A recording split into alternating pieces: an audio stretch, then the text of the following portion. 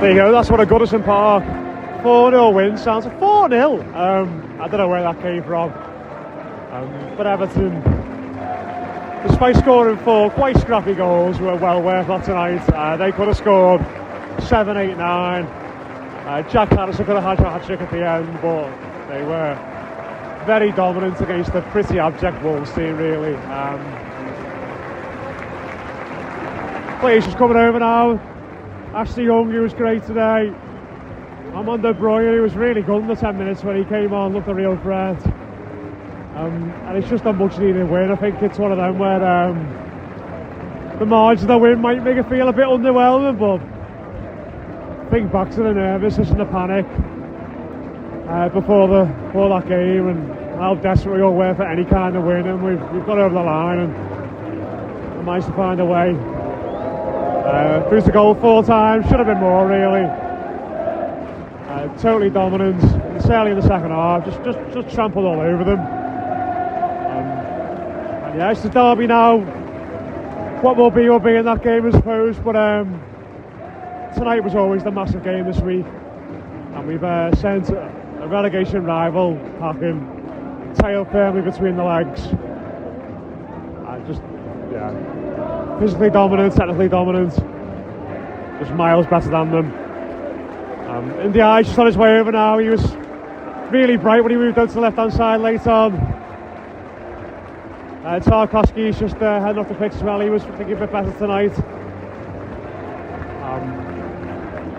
One other thing I'll definitely say is VAR, I've always said it's awful, but it just such a drain on the big moments tonight. Just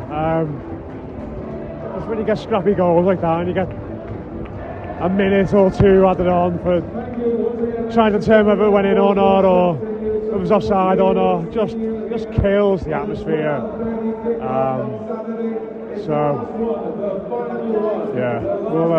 We'll see how that goes.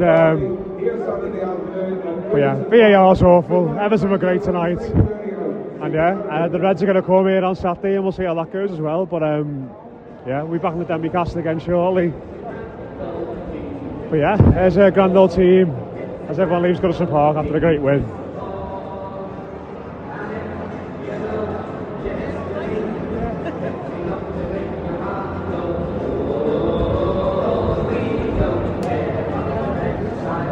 We are back in the Denby Castle. I've got Dave Downey and Mark Mosby. Mark, I've had so many people message me about your welfare after Sunday, and I think while we were both a little bit worse than we were on Monday, I just wanted to can you let people know that you're alright and feeling okay? I came back for more 4 days later, so I am clearly not a well man. On aggregate, it's 0-0 for the week, so Yeah. Come out second half and we might nick this. You let you touch him now as well. For so many obvious and fearsome reasons, I will not go back and listen to that. But I'm told it got quite hostile at points. But at least tonight was not a total reverse in terms of fortune, because we quite simply didn't have to be that good. But I guess neither did Man United. But it's nice to come on and speak about everything in an entirely different context for a change. David, we won 4-0, which is mad. But I feel like winning 4-0 is kind of, everyone's very relaxed and calm now. And before the game, I was very nervous. I think a lot of people are apprehensive of sort of infight and dread about this match on Twitter. And maybe that's something we shouldn't forget, just because we won 4-0. Like, that game was huge tonight, and it felt huge beforehand and a must win. And fair play to them, they went out there, delivered a really good performance. Just setting the ground on recording there. I think the goals we scored were actually quite scrappy in the end. We probably deserved to score better goals because I think it was a better performance than that. But just one of those things, just because we won by such a handsome margin, everyone's here having a great time, very relaxed, very happy now. It kind of feels like it's undercut the significance of the win. And when you look at the table, it was absolutely massive. Yeah, it is. I can see it. I've seen it both ways, Martin, in sort of the last hour until the game finished. any victory in football covers a man of the sins, doesn't it? In the run that you're in, and I've already spoken to a couple of people in the den here saying, how's that make you feel about the manager? And that's going to be the narrative that continues with Sean Dyche. Not talk about the manager. No. I'm just referring that in terms of the context of this, where nobody's going to give the man credit, but today he got it right. Tonight he got it right. The setup he did, he got it right. Never call say anything about something I've got right personally, but I have said for several games, Mangala should be next to Idrissa Gueye, and you need to move to Corey anywhere else. And he went and did that tonight. And you've got a solid midfield duo there. And that lad Mangala, I think he's a really talented player who you can proper put your pin into to start a team there. In reference to what you asked there about going and winning a 4-0 game, you're absolutely right. Everton need a lot of credit for that, Matt. You're thinking about the pressure going into that. You think of what happened at Man United. You think of the run we've had where I think we only scored 3 goals in September. It's absolutely ridiculous. You've gone and played the side there. It was a 6-pointer. I know we're only 13, 14 games into a season. It's a 6-point fixture, which is, it's embarrassing on our behalf. Like you said there, I was absolutely shitting myself going into this.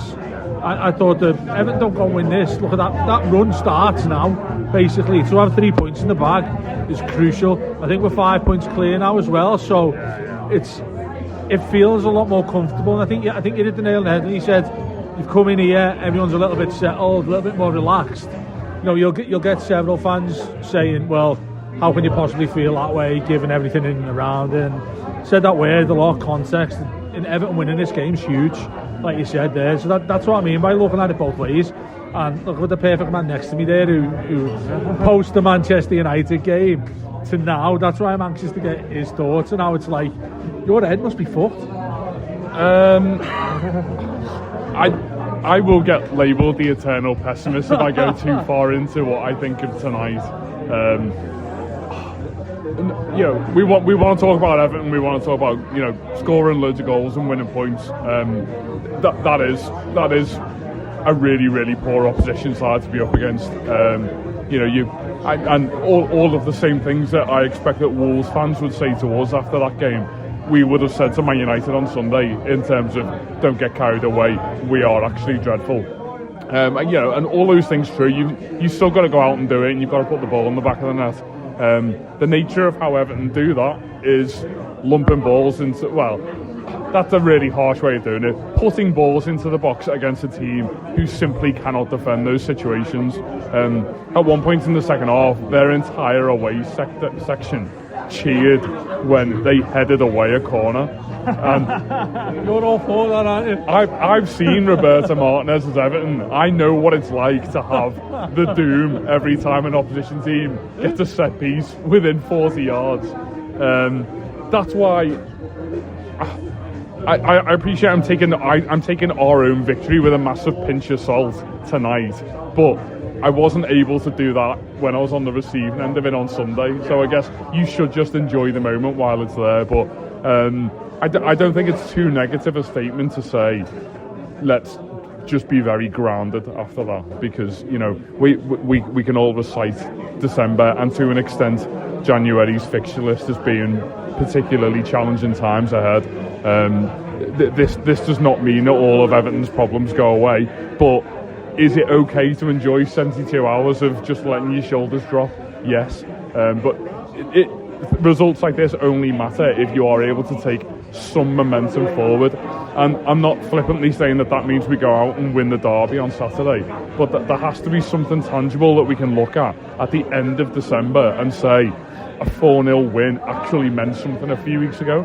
And if we just go out and get levered in the next few games, then this will ultimately just reflect us being the night that we beat that really poor team by scoring bang average goals. The players have more to take away from tonight than the fans arguably do, because the incentive is there now and the motivation is there for them to go in tomorrow or Friday or whatever it is and think there is something there for us to build on. I think you're absolutely right about Mangala. There is a lot to be said for a midfielder who just is dead normal in all the things that he does. We often look at Idrissa Gueye as not being cute enough on the ball, or Abdoulaye Doucouré as being really awkward on the ball. Tom Davis didn't score enough goals. We've always had this thing about centre midfielders and saying you don't do enough of this, or you fall down in this particular regard. He's probably like a 7 or 8 at everything. He's dead consistent. Anytime he gets the ball in an anywhere near advanced position, I feel content that he's going to contribute to the build-up play.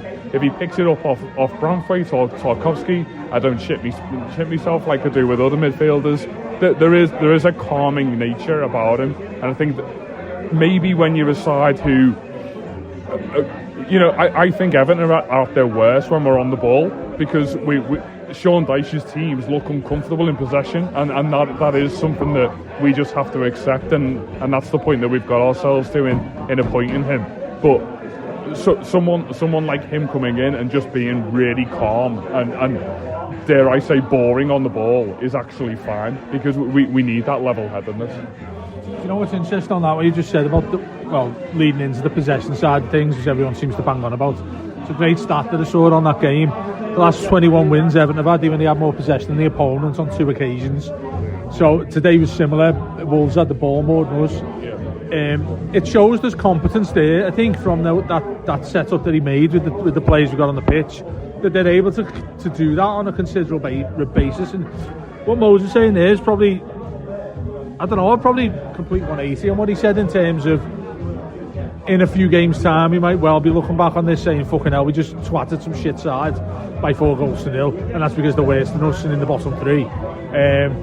That's because on the results of the fixture alone, what it means to that table and what it means going forward. I mean, 5 points clear, given the absolute, woeful run we've had. 3rd victory of the season, isn't it? It's a situation now that I feel as if like I'm conflicted in my own mind about what Everton going to do from here, and that is where this run of games starts. Getting those 3 is huge. It's absolutely massive. What's the run we got now? Liverpool,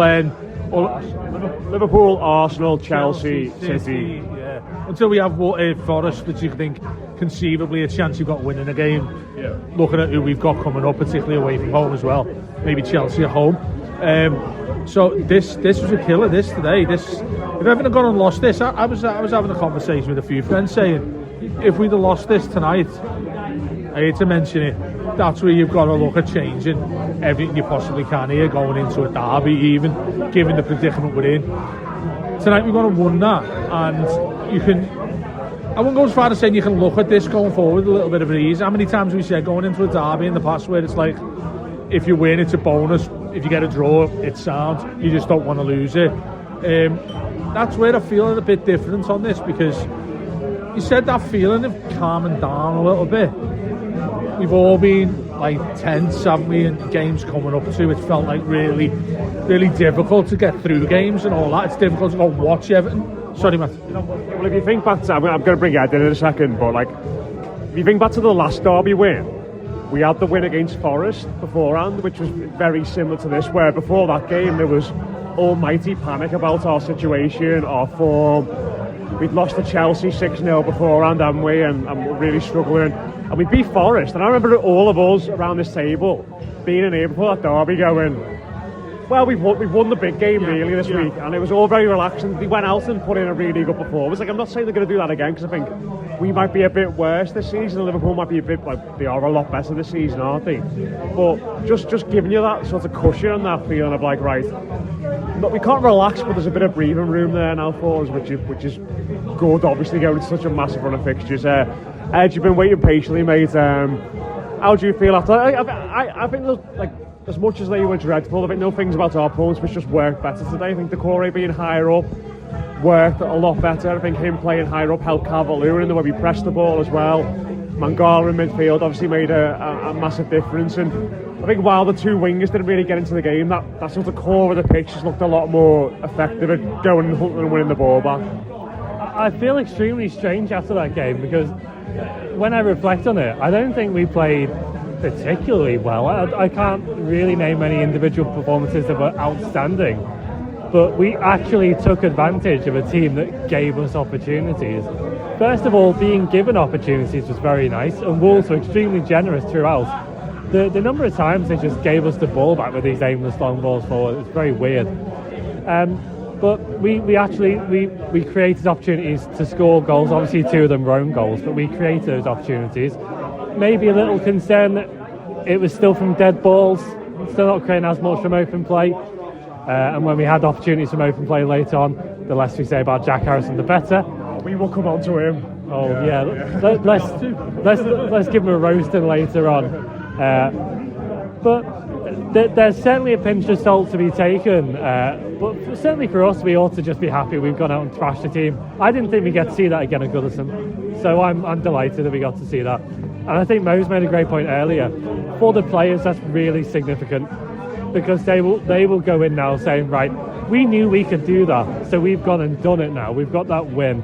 So they'll go into these games. They don't have the weight of history on their heads as we do with these games against these sort of teams. They will just see it as another match against a good team. And if they can set up in the same way and collectively make sure they don't lose their heads as we have done in a few recent games, and use this as a springboard, I don't know what we're going to get for the next few games. Maybe it's nothing. But if we can get something, we've got to bear in mind, when we're in a relegation fight, the other teams around us are absolutely not guaranteed to get anything at all. Is it 5 points clear of Ipswich now? How long is it going to take for Ipswich to get 5 points? It could be a month. Not like Liverpool being 5 points clear at the top, where the teams behind them win every game, is it? It's, they're not going to win every game. Exactly right. And we talked last season about getting a win to keep us clear of Luton and Burnley. They're 2 teams that would go in months without getting anything at all. And it's very much a similar situation now. The league's awful, absolutely awful. We're a win away from Leapfrog and West Ham, who've got a couple of wins at least. It's such a bizarre place to be. So it's 3 colossal points, and hopefully it's something we can use as a springboard, because I think with Dyche, a lot of us were resigned to the fact that he couldn't take us any further. I think I was starting to get towards that position in the last couple of weeks. He's got a stay of execution now, at least for the rest of the month. So if we can't win the next 3, we've got to at least show the same sort of promise we showed today. I think on the relegation scrap subject, I think the most promising thing for me tonight, okay, we'll go back a few days. I think the most damning thing about United is that all of the characteristics about an Everton side, or even the club in general, that's kept it in the league for the last few years, were totally absent. We know that we're poor at football at times, but there is this, whether it's through just sheer grit and determination or siege mentality or whatever it is, there's always been this kind of intrinsic feeling and almost an external feeling from other clubs in the rest of the league looking at us thinking, you'll be fine here. I know we've run it really close a couple of times, but there's always been that kind of underlying tone that there's something about Everton where they'll fight their way out of it. And on Sunday, that was totally absent. And I think that's what Everton fans find the most worrying, and it's certainly what obviously pushed me over the emotional edge. But tonight, I think the kindest thing I could say about the performance, we're not smacking them in from 40 yards, and it's not 20 pass build-up play. But there is something about a team, in particular, I think, where Decore is pushed up high with Calvert-Lewin, that I can kind of resonate with in terms of having some form of relatability to it in terms of how they keep us in the league. There are decent technical footballers there on their day. You're right, and Matt, in saying that the wingers didn't have they weren't particularly on song. Sorry, I think it was Dave who said that the spine looks good, but occasionally your flair players don't show up, and I think tonight was arguably one of those nights. But there is something about that setup tonight that made me think we are actually still there. Felt like the most like last season towards the end of it. Yeah. It's also last season that we've been for a while. I know we shouldn't be championing these seasons and aiming for another 16th or 17th place finish, but that you do look around at Wolves and Southampton and Ipswich and these teams who simply cannot buy points. And again, as much as that shouldn't be the mark of a successful Everton season, it does make me kind of sit back and relax a little bit more about what the prospect is for the next couple of months ahead, because we will. We spoke about it on Sunday, didn't we? In terms of if we are not in the relegation zone come the turn of the new year, it will be a miracle. And you all of a sudden look at it and think, I'd be really, really disappointed with that outcome now, because we are capable of getting points. Some of these other teams clearly are not. And if the hostility, if that Wolves away end is anything to go by, they are in for equally bleak times as we are. Well, could you just share to people who didn't hear that, because you could tell us on the way back in the car what it was like. I mean, I think Dice is not very popular with our fans at the moment, but goodness me, they do not like their manager. Yeah, we struggle to achieve unity sitting around a pub table about the opinions of our managers sometimes, but for 3,000 of their lot to come and continually sing against that man all night it resonated with me, because it's what we should be aiming for as a fan base. But yeah, to sing you getting sacked in the morning after half an hour at 2-0 down. But fair play to the fella for coming over and ushering his players back down the tunnel to then not clap the travelling away fans and shoot back down himself. There are clearly equally terrible things going on there, but there is there's quite a nice notion of it's not just us when you see things like that happening, and that's why the Park End is so great. I think the players going off, they were fuming. They were told to go back because they want them sacked as well.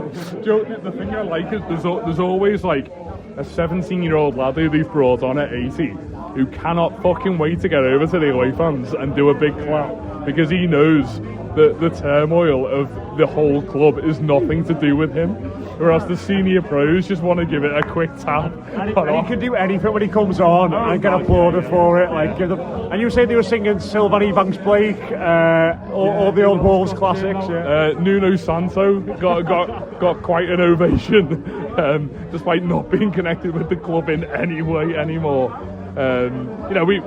We've been there, and fair play to them for taking some form of jovial nature about trying to distract themselves from it, but on a very serious note, they are in a lot of trouble, aren't they, Dave? Yeah, I was going to say, I mean, it shows how fickle things are at times, because I was champion and Gary O'Neill not so long ago, thinking he was a really good manager and I would have had him with us.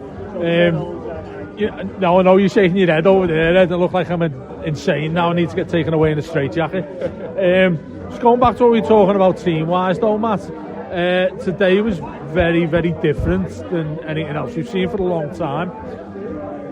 Mentioned about that spine at the side, I mentioned a little bit more about utilising the players we do actually have.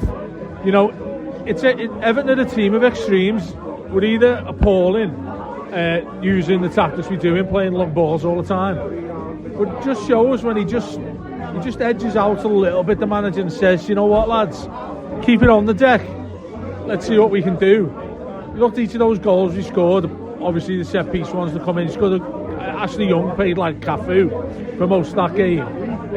You had midfielders who look confident on the ball, and bag at six. I think he has a positive effect on everyone that's in and around him. That's why I think he's a special talent that we've got, that lad. But when you've got a calm and midfield presence there, who was it that said it was like? He said it was like a 6 or 7. He can do everything like that. It's a rarity in midfielders these days that you see that. It's apart from like world class levels. There's someone who has that ability to do it. You talk about that sort of thing we've mentioned. There's a bit of a narrative in this. That feeling, the word calm. He epitomises that for me, the way Everton played tonight. Gay alongside him has had so much of a burden to carry, and I think with him next to him there, you've got a solidity that can actually sort Everton out on a certain foundation there. Decore does Decore stuff, which is sometimes not, and sometimes you think he's actually a really good player. I think you've seen a mix of that today. But Everton on the counter-attack look really effective as well.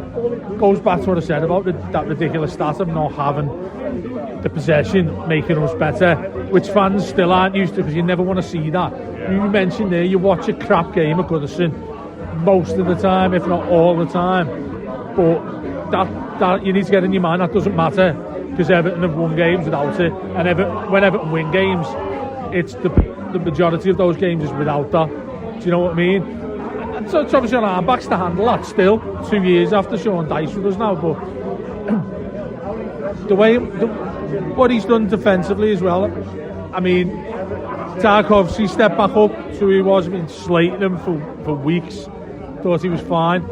Brandwaite, who I don't know, he looked about 12 years old against Man United. Still didn't think he was great tonight, by the way, but it was certainly a lot better handling centre half that he should find quite comfortable. I know Cunha's been one of the players of the season so far in what he's done at Wolves.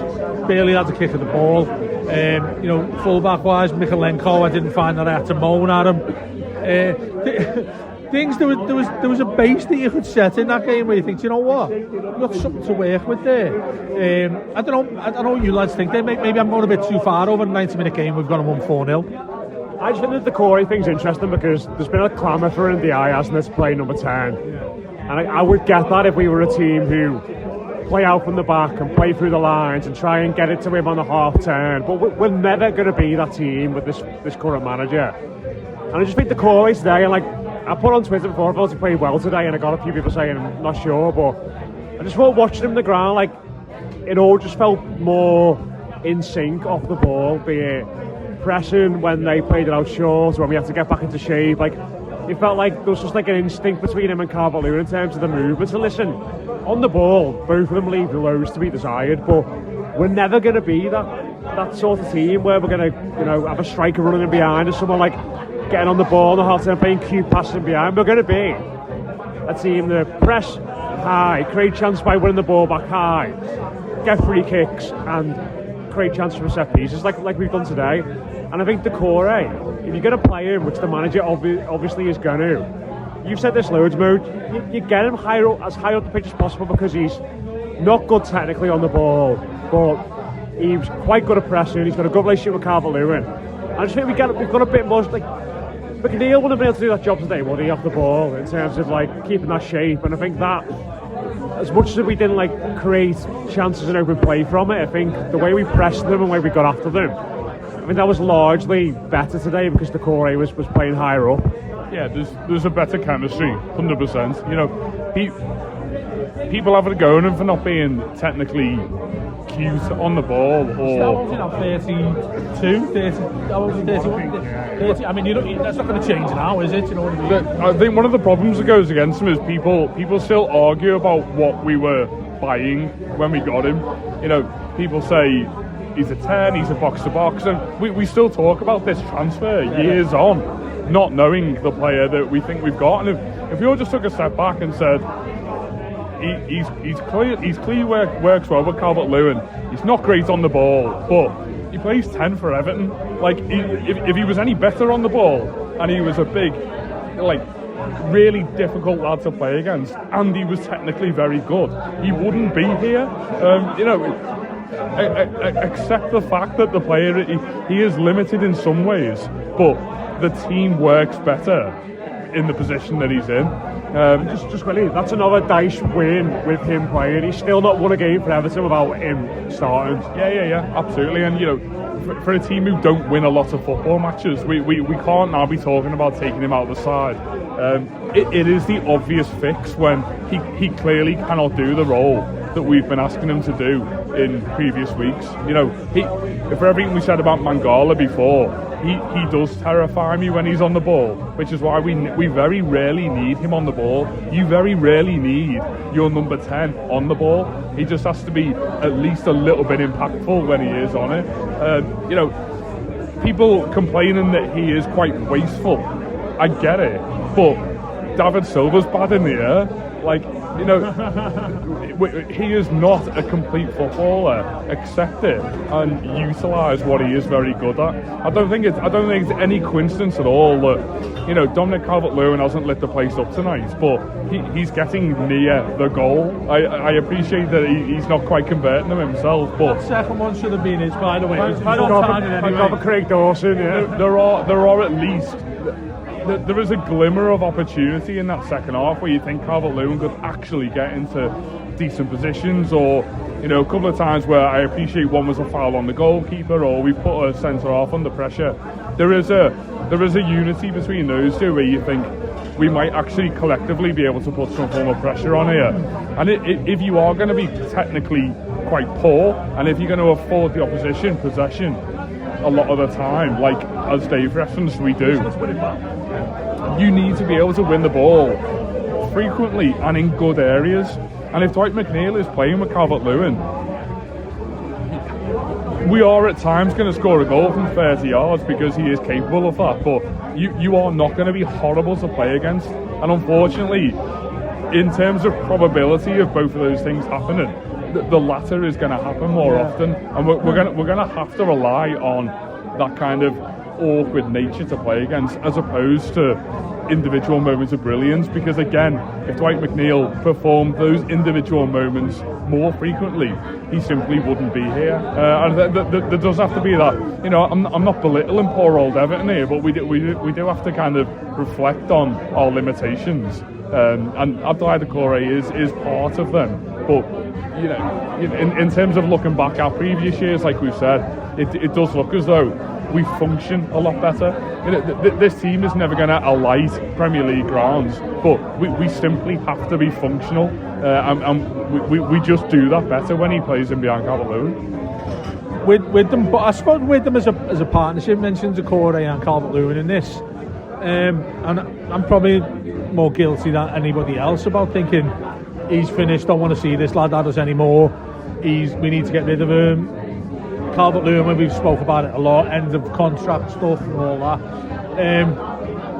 I'm becoming a bit tired of myself talking about like the poor side of him as a footballer, when, like Mo said there, you come to where this is essential for to work for us.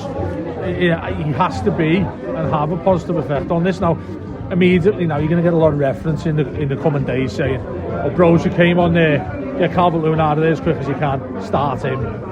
Whilst I'll probably be saying the same come the next few games and whatnot.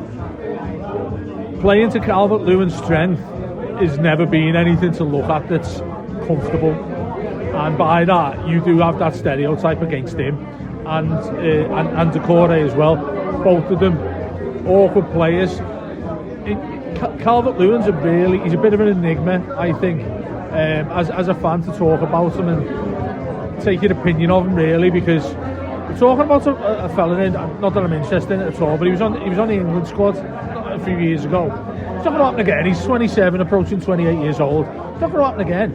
When Everton are going to score goals, he needs to be involved in scoring those goals. Second, by the way, you'll have seen it closer than anybody else, Matt. That was given his own goal. I've no idea why. Because he hit it towards goal and it back again, yeah. It hit Dawson and went in. It was on target and it was given as own, or it has been up to now. The goals he won, like you said, it was scrappy to look at. I'm all for that if that's how Everton get results. I can't go to Goodison anymore. And look at School of Science stuff and all that people still talk about, which is great, Everton's history with the way in which we play. Martinez at his finest that first year. Got to clear that from my mind and just watch Everton we basically play looking like a Sunday League side. That's Everton now. That's Everton we get behind. Look, I'm not getting everybody to sort of get the chest out and start screaming, "Oh, Everton, let's go for it," because we're absolutely shite when you watch us. I want to go to the game. I'm not going to go for playing shit but still win matches. That's what we are right now, and you need to sort of embrace it there. And that's in regards to Calvert-Lewin there, Matt, in terms of the criticism of him. Calvert-Lewin, like it or not, is Everton's number 9, and yes, okay, he's had some awful games. Most of it's been awful. Nonetheless, he needs to score goals for Everton to survive. He has to score goals, so therefore he's relied upon. Let's rattle very quickly through some more points. Is Ashley Young our player of the year so far? Absolutely right. Yeah, I thought he was brilliant. Aside from the lovely free kick that he goes and scores, by the way, he's starting. He's Benjamin Button now, isn't he? He's starting to go back. Yeah, you said it was only a 4-0 win over the shit side, like what was on a Wednesday night. But yeah, with Ashley Young though, yeah, I think he's 39-year-old fella.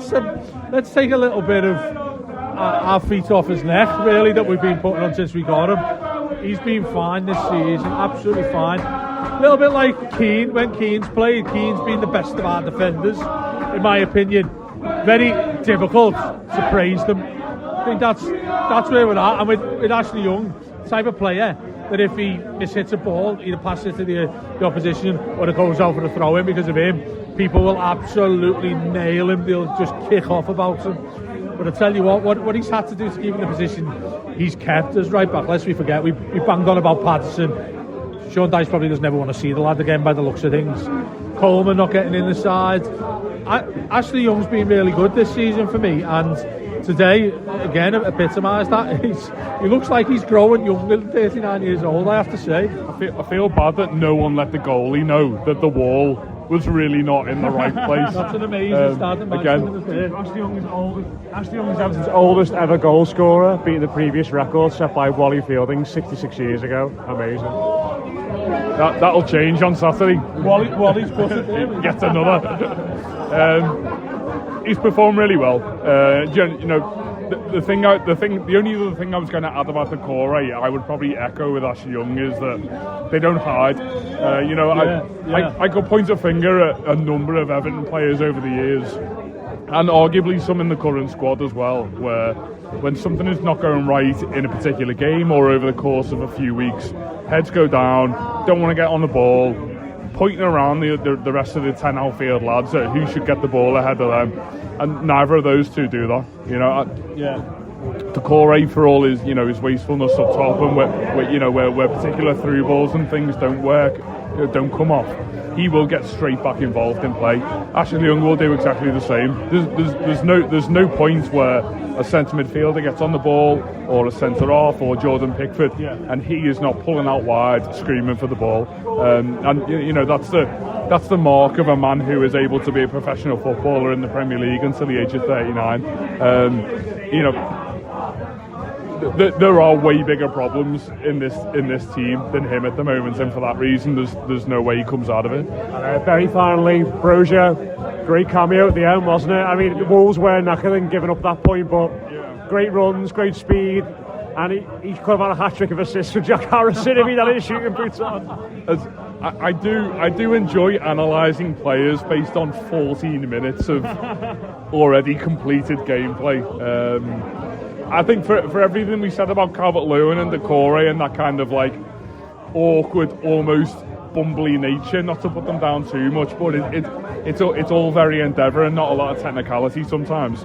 And it did look as though whenever you pumped the ball up to Brozier, or when indeed he won the ball for himself, which to be fair to him, he was still running everything down at 4-0. There looks as though someone who's got a very composed touch about him, and I get that it's incredibly hard to gauge on nights like tonight, but you do get the sense that we will somehow try and work him into the side in coming weeks, because if for no other reason that there is this entire, there's this huge gulf of doubt that surrounds Calvert-Lewin about whether he's going to be here. And I get that doubt also exists about Brozier as well, but I think there is probably a thirst for Everton fans to see him. I think the most frustrating thing about the last half hour for me tonight was the fact that he wasn't on instantly at 60-65. Bearing in mind that we've got a big game in 3 days, I thought people like Calvert-Lewin and Ndai would have come off earlier, or indeed come off at all in Ndai's case. But what we need is options. Arguably the biggest problem with Dominic Calvert-Lewin's performances in recent weeks have been the fact that we know the alternative is poor, and that's not putting Beto's efforts down in the last 15 or 20 minutes of games, but not to write everyone off at this stage. We've seen enough of the man to know that there isn't, a technically gifted £25 million Premier League striker there. And with Armando Broja, there might be. So we just need to see more of him. The difficulty for Dyche is going to be we very rarely get these opportunities to throw someone in, pressure 3 for half an hour and say, show us what you can do. So we're very heavily reliant on what we're seeing in training, or Sean Dyche just taking a massive gamble and saying, if you're not going to sign a contract in December or January and you're not going to commit to this team, then by mid-January you're not playing for us. And that's exactly the type of brutal nature that Everton needs to blood. And I accept that we haven't been able to do that in recent years because people like Calvert-Lewin have been our best players, and we ultimately need them to survive and get us another 15 points in the next 4 or 5 months. But maybe if we can afford ourselves a 7 or 8 points cushion from that bottom 3 and go into February and think, right, things on paper start to get a little bit easier now. Maybe Dyche turns to Broja and says, well, go and show me why you are the man here, and makes a point to other players that you can't hold this club to ransom when your contract is running down, because for all of the footballing elements that we hold against Calvert-Lewin, whether you want him here or not, he's cheating us out of either a footballer or a fee in the summer, and that is the type of thing that Everton should not be getting behind, and it should be, the stance should be made there that the footballers don't treat us like that. That's an excellent point you've made there at the end, in terms of like sort of holding to ransom kind of thing, because ultimately him leaving for nothing is a kick in the balls for us, isn't it? The financial situation, ownership and all that is yet to come. With Broja, look, Sean Dyche has got no reputation by any means of throwing a player in and saying, you know what, I'm going to trust this lad more than I can with Calvert-Lewin. Yeah. But yet we're all sitting here right now, and I'd absolutely be fine with him starting ahead of Calvert-Lewin. Yeah. That's not going to happen, and we know that's not going to happen. Other interesting part of it is, look, we got him injured. Yeah, okay, it's going to take a while to see him. Look really good when he come on there for the 14 minutes. Appreciate that. The other thing you look at as well is very rare. I know they sign about 1 million players, but Chelsea don't sign shite in general. And they haven't with him. I think it's pretty clear that they haven't with him. And Everton have signed a good player there. It looks like, injury's going to look like an issue. But by and large, when you've got somebody like that, you mentioned Beto there, which it does make me smile when many people say, I feel sorry for the lad. I'm not asked about that personally. I know it sounds quite brutal. I don't care about him personally. We'll always have Doncaster. No, exactly, Doncaster. And when he megged Cruel, was it Cruel, or when he scored the 4th against Newcastle the other year? Both. Well, we'll always have that, and we'll always have awful headers that he should have scored from 2 yards out. But with the forwards you've got there, I would like to think in an ideal world, which it's not, there'd be Calvert-Lewin absolutely screaming at Dyche's door saying, look, I'll do this, I've done this, I'm doing an extra bit of this, I'm doing an extra bit of that. Because you've got someone to play against, you've got somebody you need to win your position against. Can someone tell me when's the last time that's ever happened with Calvert-Lewin? The Charlison days, but you probably play with Charlison, you didn't have to play him as a 9 as such. When's the last time you've had somebody to compete? I suppose in general that Everton a number 9 with somebody else there who you can refer to and think, you know what, there's an argument to start him, You've seen 14 minutes of a lad there that I'm looking at already and thinking, yeah, I'd start him right now. I just said to Mosey, I don't know if you were listening, but I was just saying to him there. Not yet. But I think that emphasises the point on having an alternative that you can turn to. And it'll really interest me because still got a manager, Sean Dyche, there. Not most of us don't have the faith in what he's able to do as a manager, but it will interest me how he will utilise Broja. Now you've got another fit striker in there. Adds pressure into what he needs to be doing to keep his Everton job, of course. But it was promising to see somebody who could compete for the striker position there when there is, let's face it, a lot of pressure on Calvert-Lewin as much as we criticised how he plays. A lot of positives today. We're just watching the Reds concede loads of goals on Match of the Day as well. So, Let's not say bring them on Saturday, but we'll be here regardless to go through it all. That's been your post-match reaction. But Everton 4, Wolves 0 tonight. Cheers to Dave, and to Mose, and to Ed. For a great show today. We'll be back on tomorrow, we'll be back on Friday, back on Saturday. Building up to the last ever Merseyside derby at Goodison Park, can you believe it? Up the Toffees. We'll speak again soon.